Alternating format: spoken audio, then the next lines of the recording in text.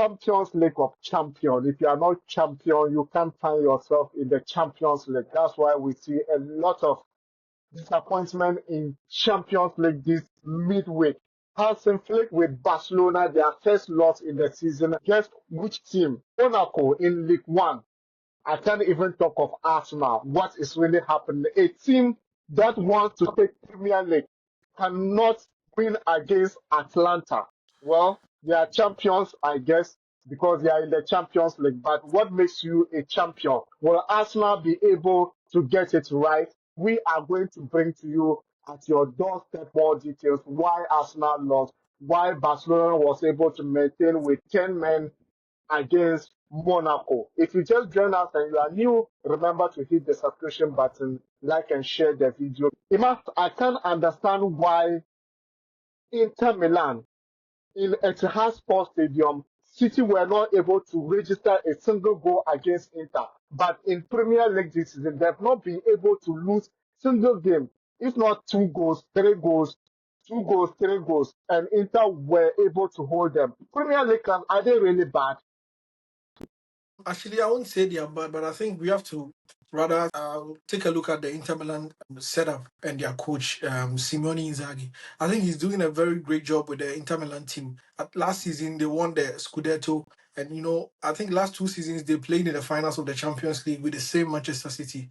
And they held them to like the last minute until Rodrigo Cascante got a goal for Manchester City to win them the Champions League. So I think, when the two sides meet, Simeone Inzaghi knows how to control Pep's style of play, and it becomes very difficult for him to penetrate through his midfield and to his defense. So I think he read the game very carefully, and he mastered a plan to neutralize Pep's attack, because when you have players like Erling Haaland and Kevin De Bruyne, I think along the line was substituted. So when you have all these players at your disposal, definitely you'll be expecting goals from the Manchester City team. But I think Simeone Inzaghi too set up his team in a way that they could control the game carefully and maybe get a point from Etihad. And mind you, this Champions League, we are not playing home and away. So when you go to the other person's side, you're not you don't have the chance to play at your home. So whatever results you have to get it either away or when you're playing at home, you have to get the result. So I think Simeone Inzaghi is to be celebrated on how he mostly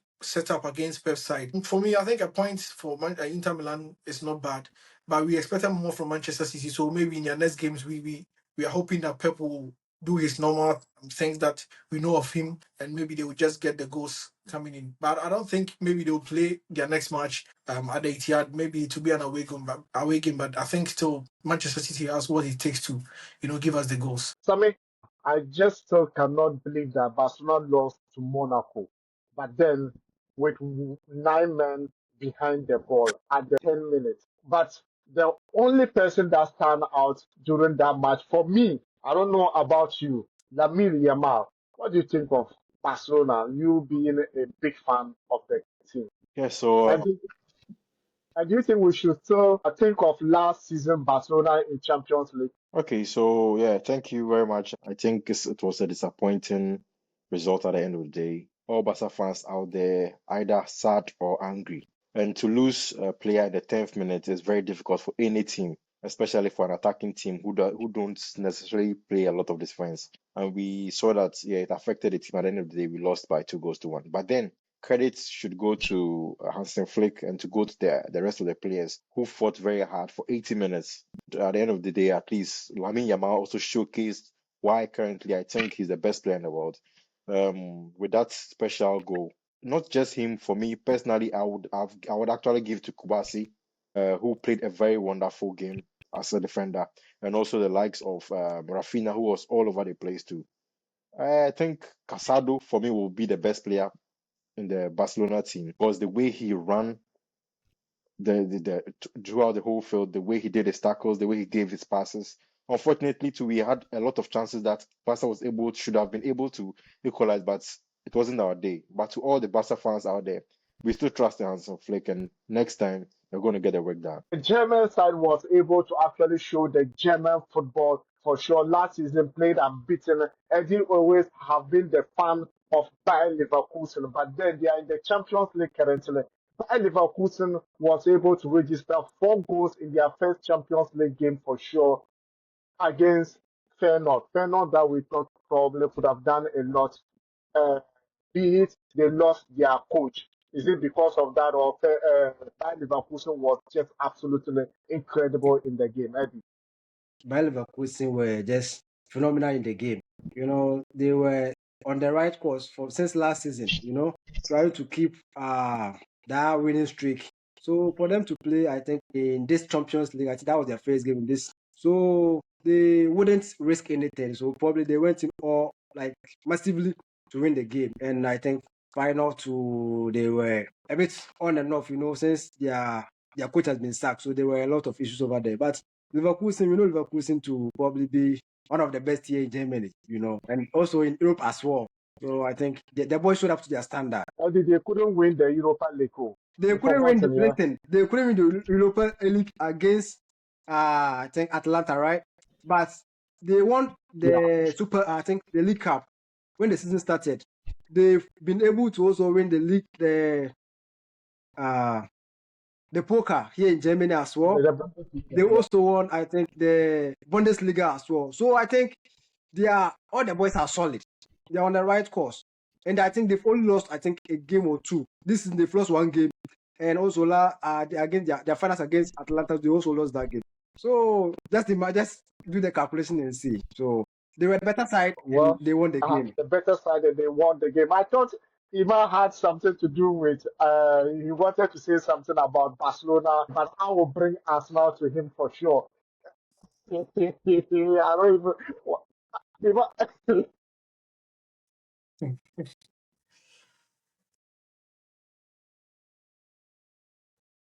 Atlanta. Yes, they said Declan Rice was typical a defensive midfielder who is very, very good when it comes to this kind of low blocking team and also teams like Atlanta who are very oppressive. But then is it that Martin Odegaard is still missing in the squad? That's why Arsenal couldn't register a goal away from home, or the game was just tough for Arsenal. Yeah, I think Arsenal are missing they are missing Martin Odegaard like really well because he's the engine of the midfield and the engine of like the team in general because every attack Arsenal initiates mostly it passes through him before it gets to the attackers. So I think maybe he'll be out for 4 or 5 months. I don't know because I don't know the extent of his injury, but he'll be a big miss. I don't know who can be a best fit for that number 10 position. Maybe he will try and push Leandro Trossard to that place. When you look at Martin Odegaard's way of controlling the game for us now, the way he counts the ball, the way he distributes it, he distributes the passes to the attackers. It will be a lot of work Yeah. for players like Leandro Trossard to fit in the shoes of Martin Odegaard. When you have Thomas Partey, when you have Declan Rice. Mind you, Mikel Merino too is injured.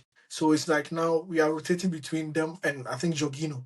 So we don't have a typical, creative midfielder in the setup. So maybe Arteta should maybe try and bring Kai Havertz because we know of him to be like a number 10 in Chelsea. Sometimes he will play on the wings, but now Arteta is using him as a false nine. So maybe you try and bring Kai Havertz to his normal position for the meantime so that he can play. For you saying this, I think it's better for me to get this question across because I thought I was a fan of Arteta for what he's doing in Arsenal. But then that game, I expected him to actually drop Kai Havertz into the number 10 role. But he made a choice of playing him at wings and then bringing in, playing Jesus at the striking force. Kai Havertz has been striking since the league began.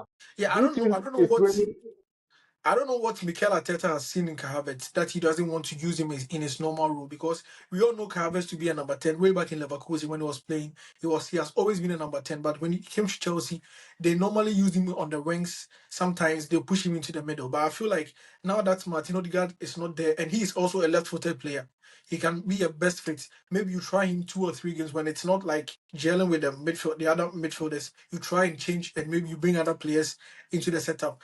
But I feel it's Mikel Arteta. Sometimes he wants to try things he has this pep kind of style in his, tactics and everything. Sometimes he wants to try something new for me to know like he's Mikel Arteta. But, let's wait and see how he will balance the team whilst Martin Odegaard is not available at the moment. Yeah. Atletico de Madrid?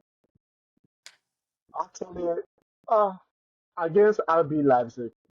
RB Leipzig. RB Leipzig actually go ahead to score first goal in that game. And I thought, oh, it was a down deal for RB Leipzig. But then Atletico Madrid, as Atletico Madrid, came back into the game, winning at home by 2 goals to 1. You think it was fair to RB Leipzig? Yeah. What else would you expect when you're playing at the Atletico Madrid Stadium? It's one of the beautiful stadiums in Spain, and it's one of the loudest stadiums too in Spain.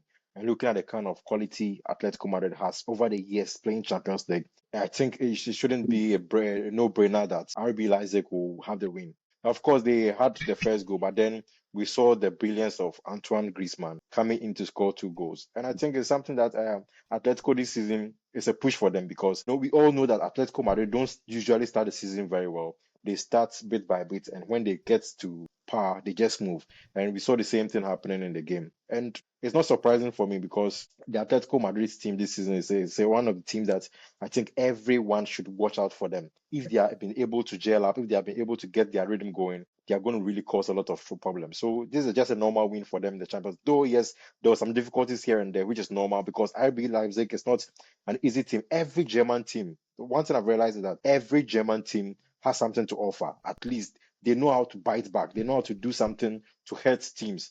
But then the problem is that they can't push it to the end. That's what we've seen that for the couple of years. We saw that of Madrid, we saw that of Dortmund, we saw that of this current Atletico Madrid with Leipzig. So the German teams are very good, though people don't really give them the needed respect. But then comparing them to Atletico Madrid, I think it was obviously going to be a win for Atletico Madrid. And at the end of the day, they stepped up and they took their 3 points. Eddie, Erling Haaland, will he win the golden? All right. So talking of Erling Haaland winning the Golden Boot for the Champions League, I think he's so far on the list. I think he's. I think I'll put his name to be to be on the first spot. Why? Because we all saw his capabilities last season winning the Golden Boot in the Premier League, and also in his I think goals contribution to the Champions League as well. And although he didn't register a goal in their first game, but hopefully when City gets a good day, Haaland is capable of scoring like 3 4 goals. So I think he